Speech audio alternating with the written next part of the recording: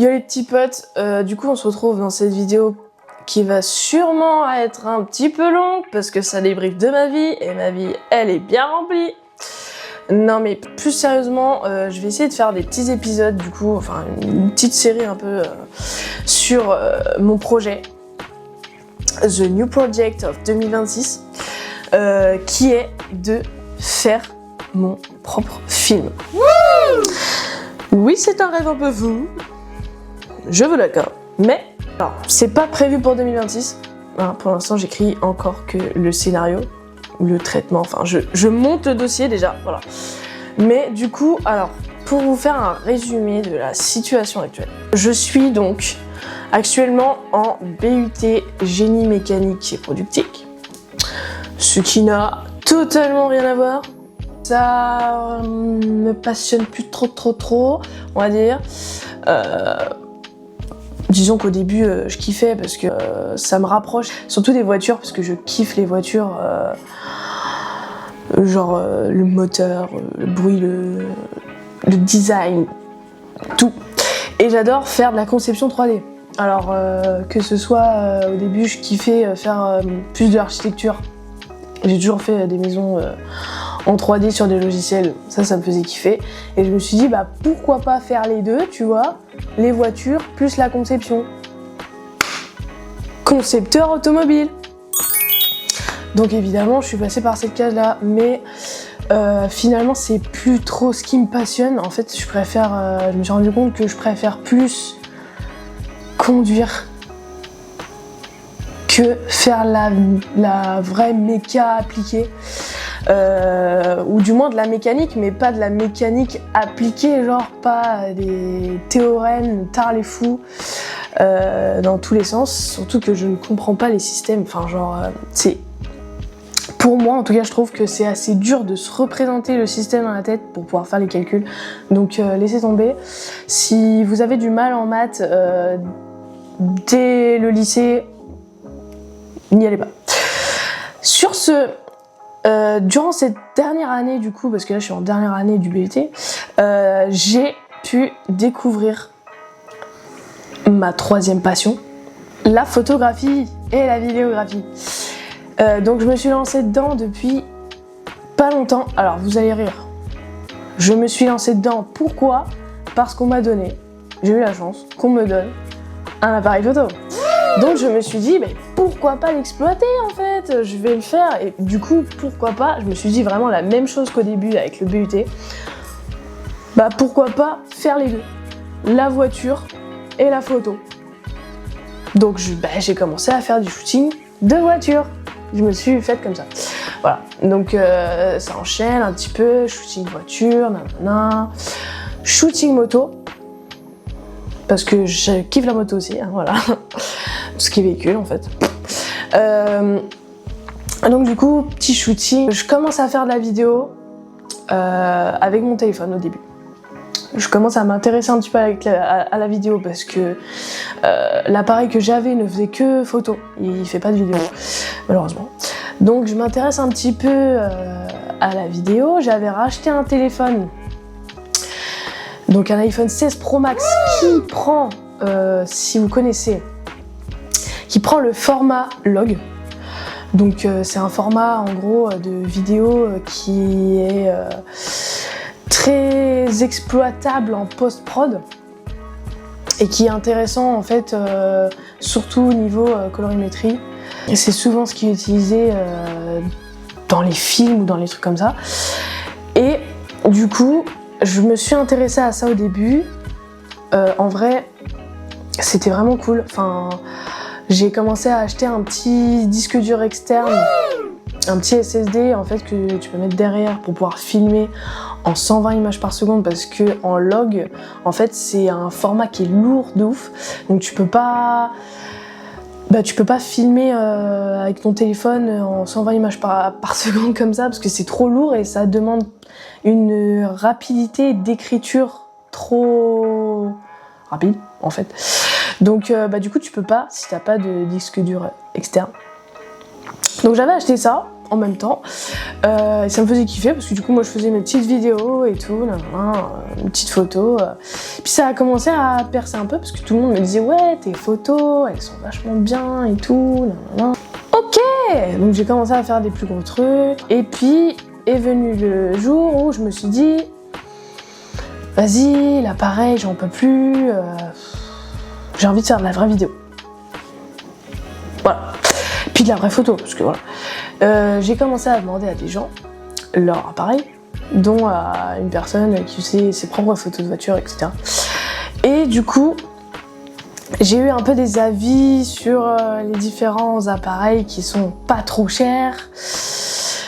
Mais un appareil pas trop cher, faut compter minimum 2000 balles.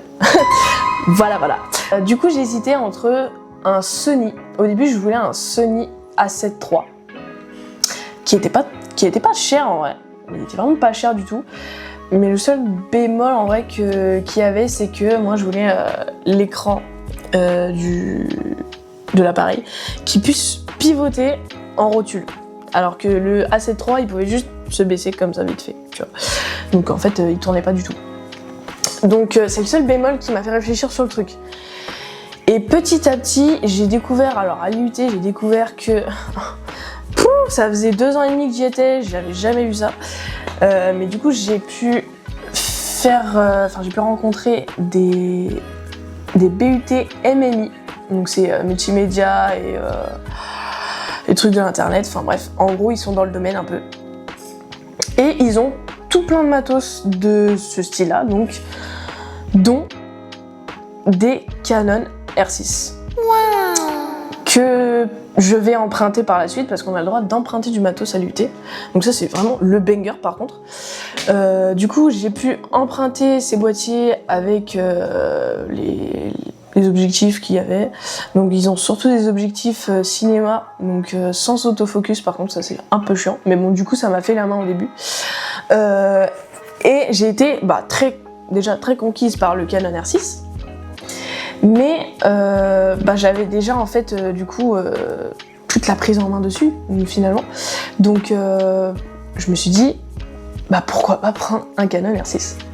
Et petit Black Friday qui arrive à ce moment-là. Donc j'achète le Canon R6 Mark II avec un objectif 50 mm parce que c'est le truc le plus polyvalent entre guillemets au début quand tu veux faire de la vidéo, qui est pas trop cher en plus parce que en vrai le plus polyvalent c'est un objectif 24-70 mm sauf que il coûte aussi cher que le boîtier. Voilà, donc du coup j'ai privilégié le 50 mm qui était à 200 balles. Du coup, après avoir acheté cet appareil, je me suis de plus en plus consacrée à la vidéo. J'ai réalisé plusieurs vidéos déjà pour que ce soit pour des boîtes ou des personnes. Et ça s'est très bien passé. J'ai évolué avec le temps. Bref, tout ça. Et j'ai rencontré des personnes dans le milieu du cinéma. Et j'ai donc pu rencontrer un peu plus de personnes au fur et à mesure et des gens dans le milieu, dont des producteurs, des acteurs, plusieurs personnes de ce milieu-là. Et avec l'association qui s'appelle l'association Essai, j'ai pu faire un atelier scénario.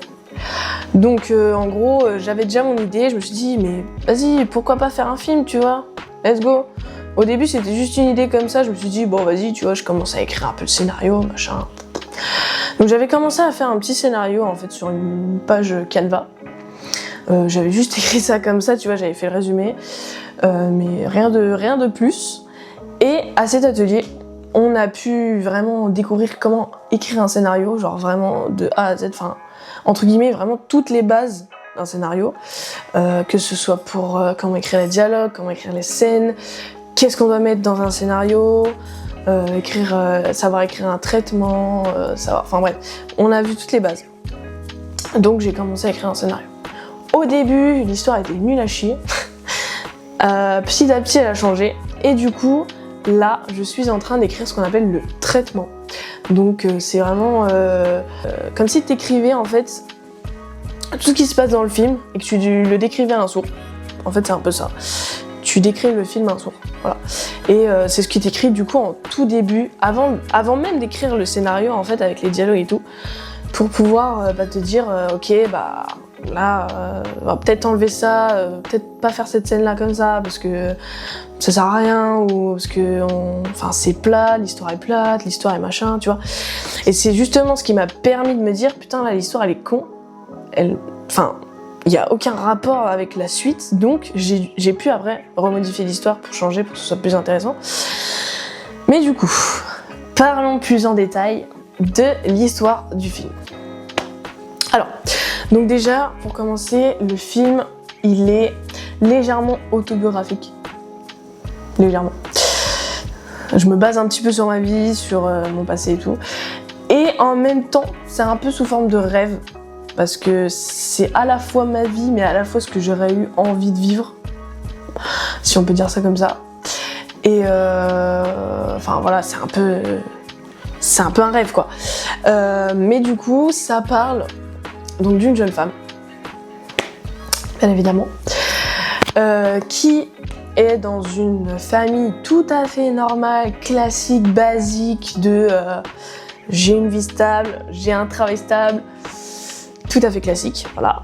Et qui a un petit ami, un peu plus âgé qu'elle, qui est mécano, qui a un petit peu d'argent, voilà, sans plus non plus, hein, mais qui a un peu d'argent, qui a acheté une vieille voiture et qui est en train de la retaper, très, très vite fait, hein.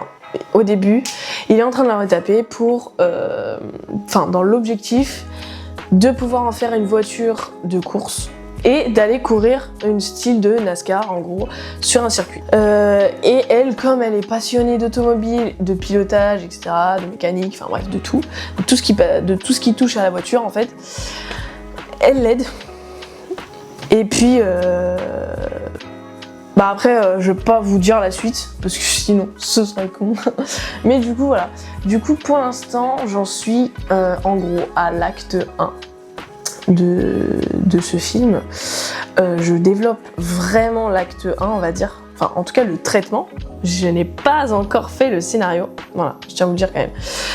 Mais j'ai pour objectif de sortir le scénario complet avant début 2027 pour pouvoir potentiellement finir le dossier début 2027 du coup, faire peut-être un court-métrage de présentation style un peu teaser en fait qui reprend une scène du film et puis après trouver des producteurs, des partenaires, des investisseurs, enfin bref, tout plein de personnes qui vont me permettre de faire le film, qu'on puisse le voir au grand jour en fait, qu'on puisse le voir au cinéma, ça c'est l'objectif à la fin.